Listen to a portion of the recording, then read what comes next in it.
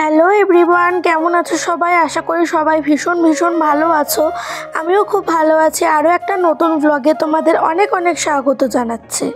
এখন যা গরম পড়ে গেছে, মোটামুটি কিছুই খেতে ভালো লাগছে না।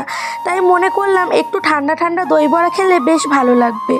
যেমন ভাবনা তেমন কাজ। এখানে কিন্তু আমি সারা রাত থেকে ভিজিয়ে রেখেছি মোটামুটি 2 কাপ পরিমাণে বিউলির ডাল আর হাফ কাপ পরিমাণে মুগ ডাল। সারা রাত থেকে ভালো করে ভিজিয়ে রেখেছি আর সকালে সেটাকে আমি ভালো করে মিক্সারে পেস্ট করে নিয়েছি। আর এখন এই মিক্সারটার মধ্যে আমি দেবো অল্প কিছুটা পরিমাণে কাঁচা লঙ্কা কুচি।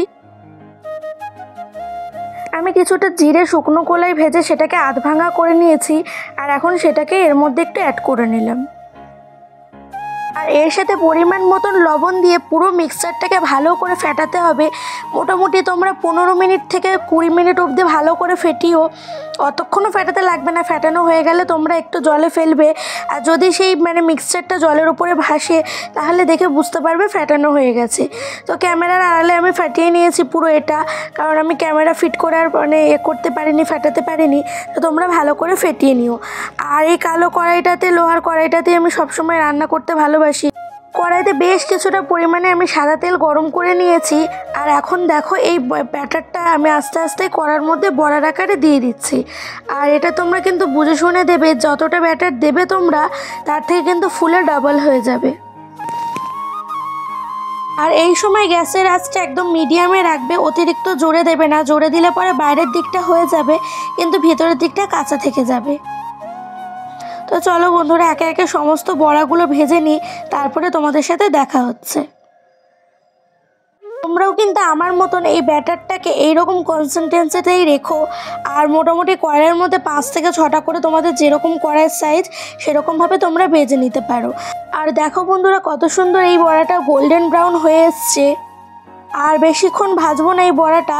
দেখো এরকম অবস্থাতেই কিন্তু আমরা তুলে নামিয়ে রেখে দেবো। আর বড়াগুলোর সাইজগুলো তো তোমরা দেখিয়েছো কত সুন্দর ফুলে ডবল হয়ে গেছে। তো তোমরা বুঝে শুনে ব্যাটারটা দিয়ে অবশ্যই কড়াইতে, কারণ এই জিনিসটা বেশ ফুলে যায়। আর একটা কড়াইতে আমি বেশ কিছুটা পরিমাণে জল গরম করতে দিলাম। আর এটা কিন্তু ফুটান্ত গরম হবে। আর সাথে আমার কিছুটা হিং ছিল, তো হিংটা বেশ কিছুটা পরিমাণে আমি ঘষে দিয়ে দিলাম, কারণ আমার কাছে গুঁড়ো হিং ছিল না। আর এখানে এই জলটার মধ্যে দিয়ে দেবো মোটামুটি 1 টেবিল স্পুন মতন নুন।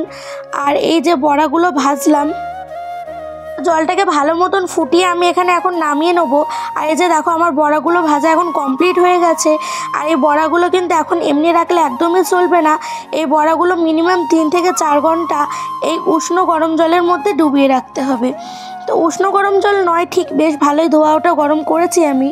তো এই জলটার মধ্যে রয়েছে হিং আর নুন।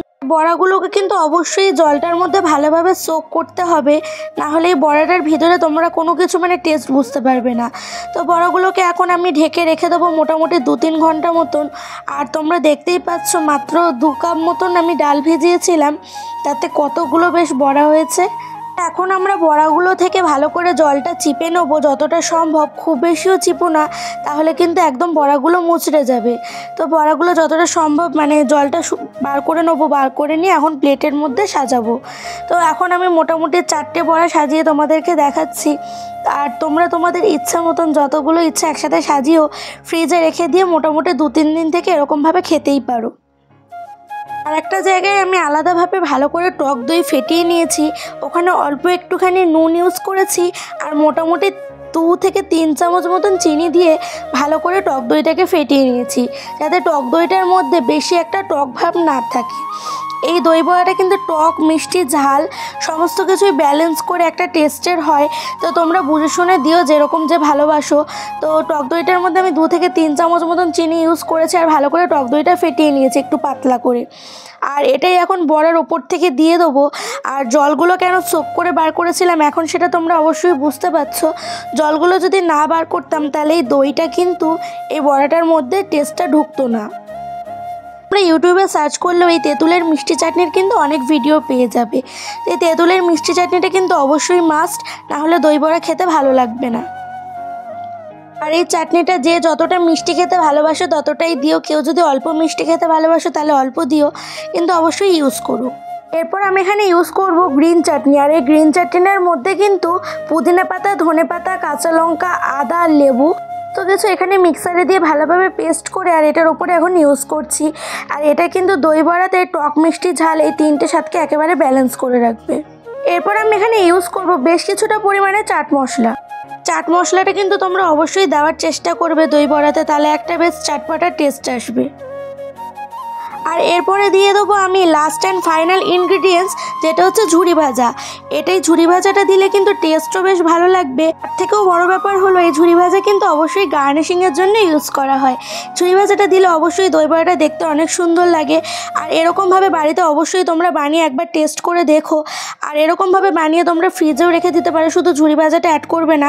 যখন খাবে তখন তোমরা অবশ্যই ঝুরি ভাজাটা ওপর থেকে দিয়ে খেয়ে নেবে। মোটামুটি এরকম ফ্রিজে রেখে তোমরা 2-3 দিন থেকে খেতে পারবে। অবশ্যই বাড়িতে ট্রাই করো এবং আমাকে জানিও যে এই রেসিপিটা তোমাদের কেমন লাগলো। এই রেসিপিটা ভালো লাগলে লাইক, কমেন্ট এবং সাবস্ক্রাইব করে দিও। দেখা হচ্ছে পরের একটি নতুন ব্লগে।